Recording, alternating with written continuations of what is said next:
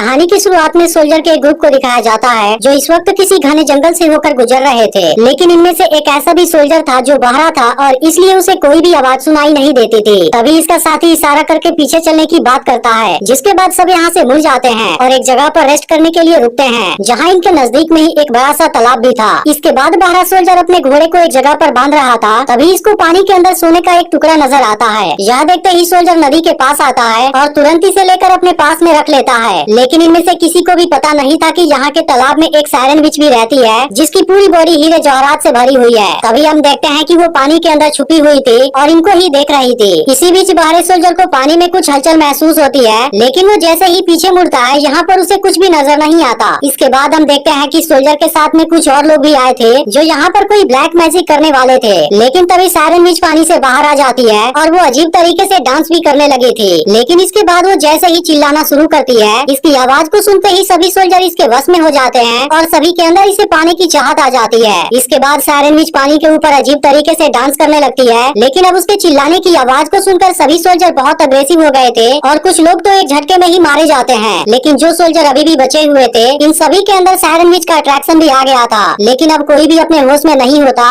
और ये एक दूसरे को ही मारते हुए सायरन विच की तरफ जाने लगते हैं, जबकि सायरन विच लगातार अपनी खतरनाक आवाजें निकाल रही थी और इसी के साथ वो पानी में पीछे की ओर भी जाने लगती है। तभी बहरा सोल्जर इनके इस हरकत को देखता है, लेकिन शुरुआत में उसे तो कुछ भी समझ नहीं आ रहा था, जबकि सभी सोल्जर एक दूसरे को भयानक तरीके से मारने लगे थे और पानी के अंदर जाने लगे थे। तभी बहरे सोल्जर की नजर सायरन विच पर जाती है, जिसको देखते ही वो काफी डर जाता है। लेकिन इसे सायरन विच की आवाज सुनाई नहीं दे रही थी, जिसकी वजह से इस पर उसका कोई भी असर नहीं हो रहा था। लेकिन दूसरी तरफ जितने भी सोल्जर को उसकी आवाजें सुनाई दे रही थी, वो उसके अट्रैक्शन की वजह से पानी में आगे बढ़ते ही जा रहे थे। लेकिन आखिर में सबके सब पानी में डूबने लगते हैं और इनमें से कोई भी जिंदा नहीं बच पाता, जिसके बाद सबके सब इस तालाब के नीचे चले जाते हैं। तभी सायरन विच की नजर बाहरी सोल्जर पर पड़ती है, जिसके बाद वो फिर से अपनी आवाजें निकालने लगती है, लेकिन इस पर उसकी आवाज का कोई भी असर नहीं हो रहा था। अब इस बात से सायरन विच हैरान हो जाती है और फिर से कई बार आवाज निकालती है, लेकिन काफी कोशिश के बाद भी बाहरी सोल्जर को कुछ नहीं होता। अब इस बात से सायरन विच भी एक पल के लिए डर जाती है, क्योंकि उसे लगा था कि उसे कुछ हो गया है। इसलिए सायरन विच बहुत ही ज्यादा परेशान हो जाती है और फिर वापस पानी में चली जाती है। लेकिन बाहर सोल्जर अब काफी डर गया था और इसे अभी तक कोई भी बात समझ नहीं आई थी। तभी सायरन विच पानी से बाहर आती है और इसे देखने लगती है, क्योंकि अब सायरन विच इसके तरफ अट्रैक्ट हो गई थी और इसे पाना चाहती है। लेकिन बाहर सोल्जर अब यहाँ से भागना शुरू कर देता है, क्योंकि यहाँ का नजारा देखने के बाद इसकी हालत बहुत ज्यादा खराब हो गई थी। लेकिन तभी भागने के दौरान सोल्जर एक पेड़ से टकरा जाता है और यहीं पर नीचे गिर जाता है। अब कुछ समय के बाद इसे होश आता है और सोल्जर किसी तरह से खड़ा होता है। लेकिन अब सोल्जर भागते हुए काफी थक गया था, इसलिए वो एक चादर लेता है और नदी किनारे ही एक जगह पर रेस्ट करने लगता है। लेकिन अब कुछ समय के बाद ही रात हो जाती है और अब सोल्जर को यहीं पर नींद आ गई थी। तभी सायरन विच पानी से बाहर निकलती है और सोए हुए सोल्जर के पास में आ जाती है, जिसके दौरान हम देखते हैं कि इसमें बाहरी सोल्जर को पाने की गजब चाहत आ गई थी और अब सायरन विच इसके साथ में ही सो जाती है। लेकिन सोल्जर को इस बारे में कोई भी अंदाजा नहीं था। इसके बाद सुबह होती है और सोल्जर की आँख खुलती है, जहाँ हम देखते हैं कि सायरन विच अभी भी इसके पास में ही सोई हुई थी। तभी सोल्जर को अपने ऊपर कोई चीज महसूस होने लगती है और अब इसकी नजर सायरन विच पर जाती है, जिसके बाद वो इसके हीरे जवाहरात की तरफ देखने लगता है। लेकिन तभी सायरन विच भी जाग जाती है और वो जैसे ही भागने वाली होती है, सोल्जर इसे पकड़ने की कोशिश करता है, जिसके दौरान इसकी हथेली में सायरन विच की बॉडी के कुछ जवाहरात फंस जाते हैं। अब यह देखते ही सोल्जर जान जाता है कि सायरन विच की पूरी बॉडी पर हीरे जवाहरात हैं, जिसको देखते ही सोल्जर पूरी तरह से हैरान हो जाता है और अब इसमें इसे पाने की लालच आ जाती है। इसके बाद सोल्जर सायरन विच का पीछा करने लगता है, जो पानी के अंदर भाग रही थी और अब एक झरने के ऊपर आ जाती है। यह देख सोल्जर भी इस किनारे पर आ जाता है और दोनों एक दूसरे की तरफ देखने लगते हैं। अब सोल्जर अपनी तलवार को यहीं रखने के बाद सायरन विच की तरफ जाने लगता है। अब इसको देखते ही सायरन विच समझने लगती है कि यह सोल्जर भी उसे प्यार करने लगा है। इसके बाद सायरन विच मदहोशी में डांस करने लगती है और फिर तुरंत इसके पास में आ जाती है, जिसके दौरान सोल्जर ऐसी एक्टिंग करता है कि उसे भी सायरन विच से प्यार हो गया है। लेकिन हम देखते हैं कि सोल्जर को इस बात से कोई भी मतलब नहीं था, क्योंकि वह तो केवल इसकी बॉडी पर मौजूद हीरे जवाहरात को पाना चाहता है। इसके बाद ये दोनों एक दूसरे को किस करने की कोशिश करते हैं, लेकिन सायरन विच के होठों पर भी जवाहरात लगे थे, जिसकी वजह से सोल्जर किस नहीं कर पाता। लेकिन अब सायरन विच खुद को नहीं रोक पाते और ऐसा ही उसे किस करने लगती है, जिसके बाद सोल्जर का होठ बुरी तरह से जख्मी हो जाता है और उसके मुंह से खून भी आने लगते हैं। लेकिन अब सोल्जर ऐसा होने देता है और फिर किनारे पर लाते ही सायरन विच को एक झटके में बेहोश कर देता है। अब इस तरीके से सोल्जर अपने इंटेंशन में कामयाब हो गया था। इसके बाद वो सायरन विच की पूरी बॉडी से हीरे जवाहरात निकाल लेता है, जिसकी वजह से सायरन विच की पूरी बॉडी बुरी तरह से जख्मी हो गई थी और अब सोल्जर इसकी बॉडी को पानी में फेंक देता है। जिसके बाद हम देखते हैं कि सायरन विच की बॉडी नदी में बहने लगी थी और इसका पूरा ब्लड पानी में फैलने लगा था। इसके बाद सोल्जर सभी हीरे जवाहरात को चादर में उठा लेता है और इसे लेकर यहाँ से जाने लगता है। लेकिन अब सायरन विच की बॉडी तालाब के अंदर आ गई थी, जो यहाँ पर अजीब तरीके से नीचे चली जाती है और यहाँ चारों ओर खून ही खून फैल जाता है, जो दिखने में बहुत ही भयानक लग रहा था। लेकिन यहाँ पर जो हो रहा था, सोल्जर को इसके बारे में कोई भी अंदाजा नहीं था। फिर भी इसके पास में जितना खजाना था वो बहुत ही ज्यादा भारी था, जिसे ले जाने में इसे काफी दिक्कत हो रही थी और इस दौरान वो आगे बढ़ते हुए काफी थक जाता है। इसी बीच सामने इसे एक नदी नजर आती है, जिसके बाद वो पानी पीने के लिए इसके किनारे पर आ जाता है और इसके बाद वो जैसे ही पानी पीने जाता है, सायरन विच का ब्लड यहाँ भी आ जाता है और सोल्जर इसके साथ में ही पानी को पी लेता है। लेकिन अब जैसे ही इस बात पर उसका ध्यान पड़ता है, उसकी हालत बहुत ज्यादा खराब हो जाती है और वो काफी डर जाता है। लेकिन इसके बाद इसे आवाजें सुनाई देने लगती हैं, जो कि सायरन विच की ब्लड की वजह से हुआ था।